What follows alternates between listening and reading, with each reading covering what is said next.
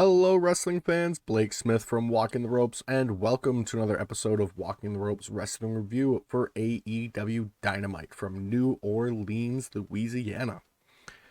To open this stacked show, we had CM Punk versus Penta Oscuro. Punk opens the show in what looks to be a potential main event match. I normally say AEW has two main event matches, and tonight there's at least four. I know that sounds weird because the main event's the last match, but when you book a show, you can tell what matches are the main event, and there are so many good matches tonight. They open with straight shots, feeling each other out, and they go back and forth, and Punk ends up hitting a dive after reversing Penta. Punk then takes control in the ring, but both men still get shots in at times. Penta ends up damaging Punk's knee, and this allows Penta to gain the edge momentarily, and they brawl on the apron and then back in the ring. Punk then sets up for the GTS, but Penta stops it and goes for the arm breaker. Punk has seen this and he rolls through. Penta then hits a springboard, but is caught by Punk, and he hits the GTS, and he gets the win.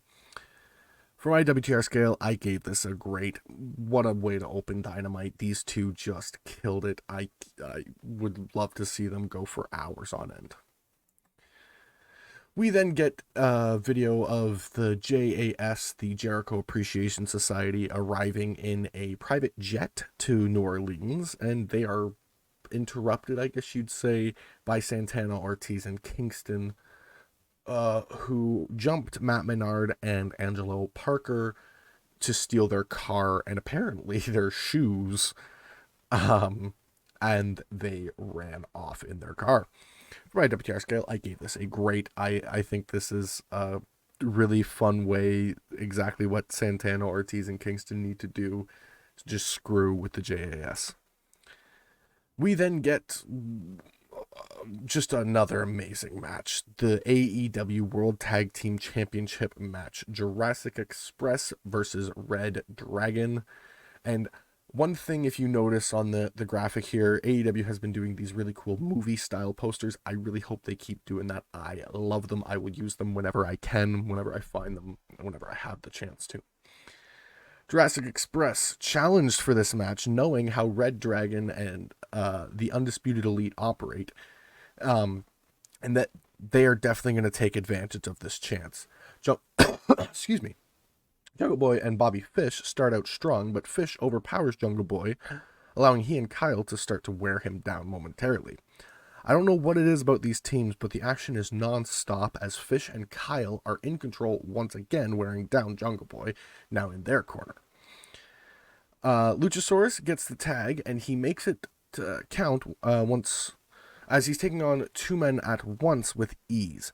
Jurassic Express set up for a Doomsday device, but it is stopped, and Red Dragon hits an Avalanche Falcon Arrow as Kyle O'Reilly has a sleeper on Luchasaurus. The pin is broken up by Luchasaurus falling onto them. Everyone is hitting everyone, and then Jurassic Express, who cleared out the ring, hit the Thoracic Express, and they get the win. After the match, Kyle takes out Jurassic Express with a chair and leaves with this swearing about how it's bullshit and everything like that. When FTR makes their way out and they start to shove each other and argue on the ramp, it seems like FTR is setting up to take on Jurassic Express next, and that is a very interesting match for sure. For my WTR scale, I gave this a great.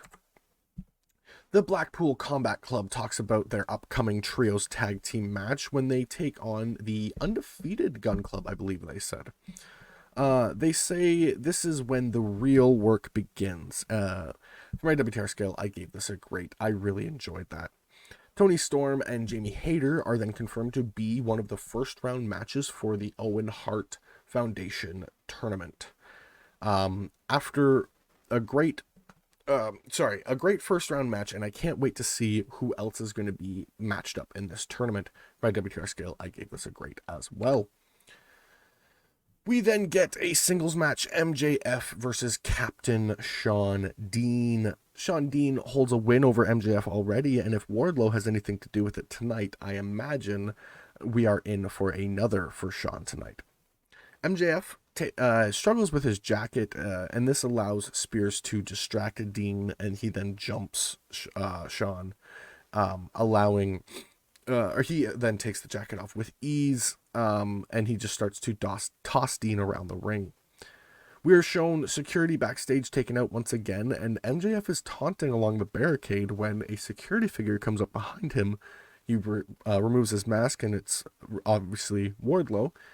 He chases after him, and there's no other way to describe it. He snake crawls after him. It was intense when he came through the ring like that. And then taking a chair shot from Spears, and taking out any security that was coming after him. At least 15 men hold him back. MJF tries to bribe Bryce Remsburg, the referee, from counting him out, but he doesn't. He loses via countout and now has 2 losses against the captain. MJF shoves Bryce when he comes back to the ring, but if not for Spears, MJF was going to fight him. Backstage, Wardlow is tossing everyone around and screams he will not stop until he's released from his contract with MJF. For my WTR scale, I gave this a great. Darby Allin then does one of his video packages, again, skateboarding down the road, and then he says he wants to put a nail in this Andrade situation, and he just says the word coffin match. He's clearly challenging Andrade to a coffin match, and I cannot wait. For my WTR scale, I gave this a great. That is going to be a fantastic match. The House of Black cuts an extremely dark promo, and I say the House of Black, it was really just Malachi Black. It's more about how Black is not like everyone else and how they're going to take the brightest light out of Fuego's heart. And he's alone tonight because he wants to make sure you fear the shadows. My WTR scale, I gave this a grade. I really enjoyed that. We then get a trios tag team match. Eddie Kingston, Santana, and Ortiz versus Chris Jericho, Jake Hager, and Daniel Garcia, the Jericho Appreciation Society. This will be an all-out brawl tonight. Jericho and Hager and Garcia come to the ring without Matt and Angelo, likely because they are recovering from their beating earlier tonight. Kingston and Santana and Ortiz look ready to kick ass tonight, and Jericho and Ortiz start out, but it quickly seems as Jericho is regretting it, turning his back on them.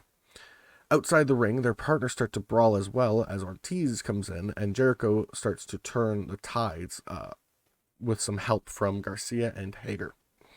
They wear down Ortiz in their corner and are in firm control. Ortiz flips and flies and makes his way to the tag, where Kingston comes in and he clears the ring. After an attempted cheat from Matt and Angelo making their way to the ring, Ortiz dived on them. Garcia distracts the ref, allowing Jericho to whack Kingston with the bat and give Garcia the win. After the match, they continue the beatdown and take everyone out in sight. For my WTR scale, I gave this a great. This show has been perfectly built. Alex Marvez talks with MJF and Mark Sterling. MJF is pissed and he is sick of Wardlow, doesn't want anybody's sympathy. Mark then says MJF can put him in any matches he wants, and he says he's going to... MJF then pays Jose, and it appears the next opponent for Wardlow will be the Butcher. This is likely going to be a warpath for Wardlow coming up. For my WTR scale, I gave this a great. We then get Marina Shafir making her TV debut versus Sky Blue. She has had an impressive record on Dark and Elevation, and Jade has shown... She's shown on the TV, on her phone, just kind of not paying attention to anything. Red Velvet is shown in the baddie section for some reason. This kind of, to me, feels like a heel turn, just kind of casually done. Shafir then is taking firm control in the ring, beating down Sky. Sky tries to take advantage of Shafir being distracted by the baddies, but Marina stops her and locks in a triangle choke for the win. For my WTR scale, I gave this a good.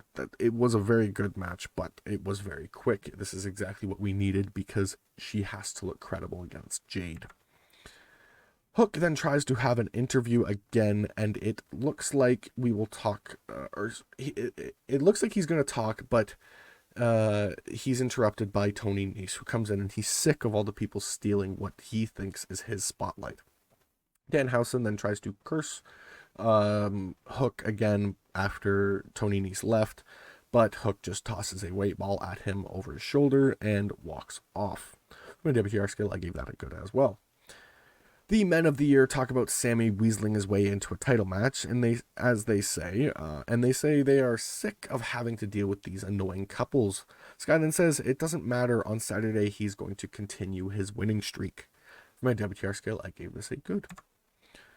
We then get a tag team match, Keith Lee and Swerve Strickland versus Ricky Starks and Powerhouse Hobbs.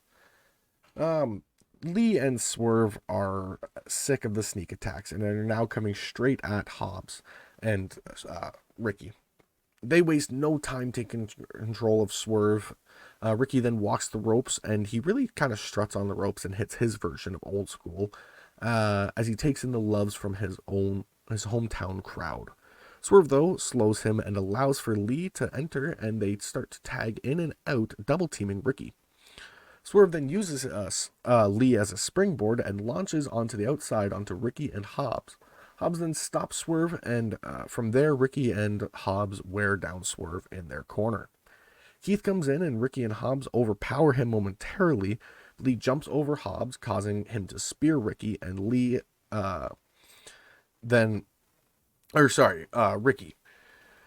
Swerve then goes for a rolling flatliner, but Starks answers with a spear and a flipping DDT, and then gets a near fall. They continue with this back and forth action as Taz comes down to coach his boys, and then Starks gets sandwiched between Lee and Swerve, and then lays out Hobbs, only for Taz to trip him up, and then Hobbs hit a spine buster for the win.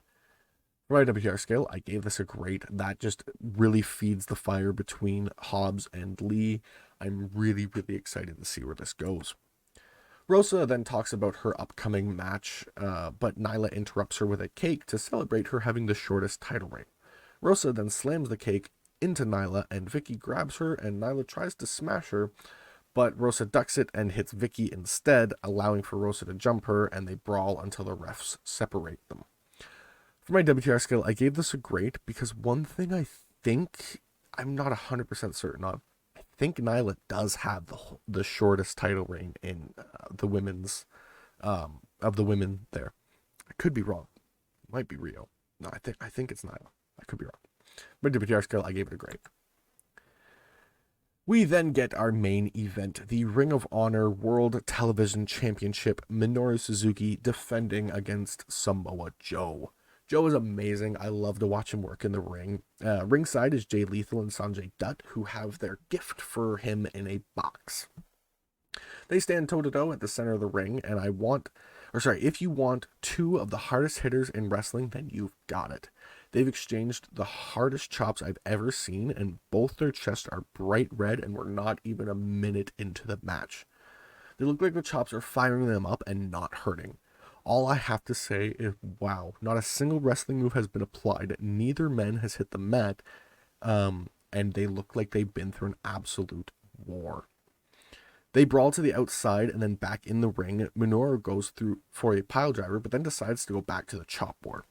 Looks like it will never end as they keep reversing each other and just doing whatever they want, when Joe then hits the muscle buster and gets the win. We have a new Ring of Honor World Television Champion, Samoa Joe. But before Joe can even be given the title, Jay and Sanjay Dutt interrupt him, and the gift is just a middle finger. It's a hole in the bottom of the box. It's hilarious.